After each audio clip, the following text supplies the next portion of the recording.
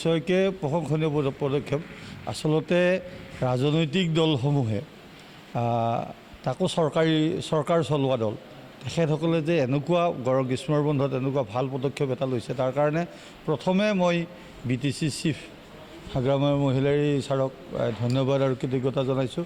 যিহেতু গ্ৰীষ্ম বন্ধত আমাৰ ছাত্ৰ ছাত্ৰীসকলৰ পঢ়া শুনাৰ প্ৰতি অকণমান আঁতৰি যায়, গতিকে তেখেতসকলে যি ইয়াত দশম শ্ৰেণীৰ কাৰণে আৰু দ্বাদশ শ্ৰেণীৰ কাৰণে বিশেষকৈ এই দুটা শ্ৰেণীৰ কাৰণে যি পঢ়াৰ পাঠদানৰ ব্যৱস্থা কৰিলে, সেইখিনি বহুত ভাল কাম হৈছে।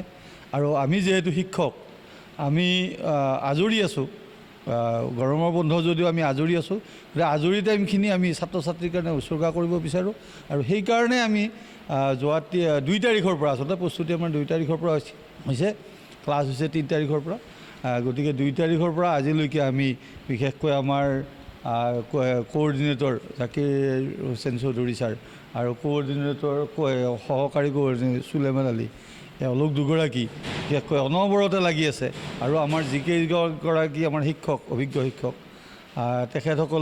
তেখেতসকলে কোনো ধৰণৰ মাননিৰ কথা চিন্তা কৰি ইয়াত পঢ়ুৱাব অহা নাই।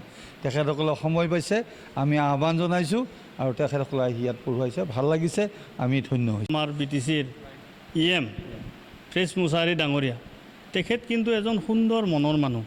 তেখেতে আমাক যে এই ল'ৰা ছোৱালীখিনিক কেনেকৈ আমি পঢ়াম আৰু গৰমৰ বন্ধত আমি কেনেকৈ মানে শিক্ষক ছাত্ৰ ছাত্ৰীৰ মাজত যিটো টিচিং লাৰ্ণিং এইটো অব্যাহত থাকিব, তাৰ কাৰণে তেখেতে কিন্তু যথেষ্ট মানে কষ্ট কৰিছে বুলি ক'ব লাগিব। চবকে তেখেতে মাতিছে, 2-4 ইনস্পিৰেশ্যন মানে উৎসাহ উদ্দীপনা যোগাইছে।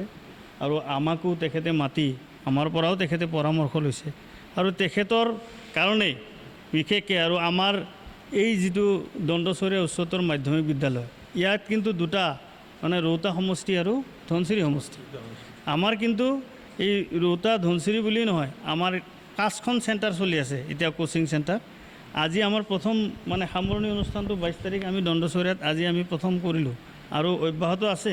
আৰু এইটো হয়তো 30 তাৰিখলৈকে অন্যান্য যে কি বুলি কয় বিহুৰাম বড়ো হাইস্কুল বা এইফালে আপোনাৰ শ্বিলংখুটি হাইস্কুল, তাতেও চলি আছে। জামালুদ্দিন মেমৰিয়েলতো চলি আছে। তেওঁলোকে হয়তো অলপ মানে 2-4 দিন পিছত ল'ব। কিন্তু আমাৰ বিশেষ কিবা অসুবিধা, যেনেকৈ যিসকল শিক্ষকক আমি এংগেজ কৰিছিলোঁ পঢ়োৱাৰ কাৰণে, তেওঁলোকৰ এই যিটো চেঞ্চাছৰ কাৰণে ট্ৰেইনিং পৰি গ'ল।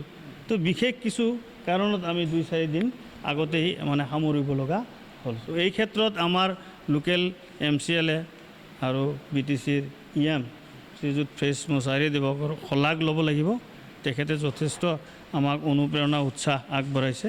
আৰু যাৰ কাৰণে এই ধুনীয়াকৈ আমি এই গৰমৰ বন্ধত আমাৰ চিফ ছাৰৰ যি নিৰ্দেশ, সেই নিৰ্দেশ মৰ্মে গ্ৰীষ্মৰ বন্ধত বিনামূলীয়াকৈ ছাত্ৰ ছাত্ৰীসকলক ধুনীয়াকৈ মানে ৰিফ্ৰেছমেণ্টৰ ব্যৱস্থা আছিল, সদায় আছিল আমাৰ ৰিফ্ৰেছমেণ্ট। আৰু সেই ৰিফ্ৰেছমেণ্ট লৈ ল'ৰা ছোৱালীখিনিয়ে ধুনীয়াকৈ 12টা-1টালৈকে ক্লাছ কৰিছে। আমাৰ ইয়াত মানে উচ্চতৰ মাধ্যমিকৰ কলা আৰু বাণিজ্য শাখাৰো ল'ৰা ছোৱালী আছিল। ইফালে ক্লাছ 10ৰ মানে যিটো মাধ্যমিকৰ ল'ৰা ছোৱালীও, চব মিলাই আমাৰ 300ৰ ওপৰত ল'ৰা ছোৱালী ছাত্ৰ ছাত্ৰী আছিলে। আৰু ছাত্ৰ ছাত্ৰীসকলৰ পৰাও আমি যথেষ্ট মানে সঁহাৰি পাইছোঁ।